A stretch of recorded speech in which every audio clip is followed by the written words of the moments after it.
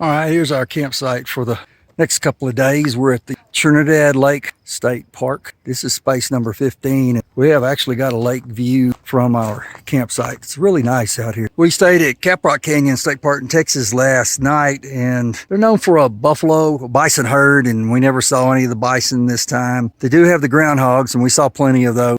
All right, here's the view of the lake from the back of our rental space back here. We'll probably do some kayaking tomorrow.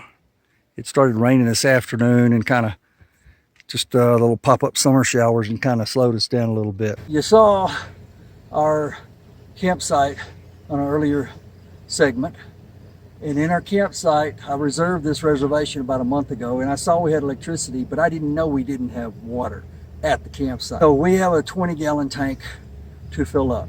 We find a spot because we're like, where do we find water? We find a spot right here that's not occupied that has a water pump and water, drinking water. You look at this pump and it's a hand pump.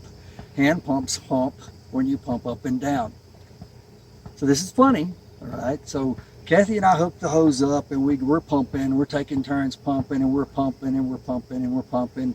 And we got to about 10 gallons. We already had 5, so we just put 5 gallons in there, and we're getting worn out. So park ranger drives by, and he says, that's not the way this pump works. And so apparently this is on and this is off. And we've been pumping this thing. I mean, we're just going to town, you know, and we're just getting squirts out of the thing. So yeah, we all got a good laugh out of this, all right?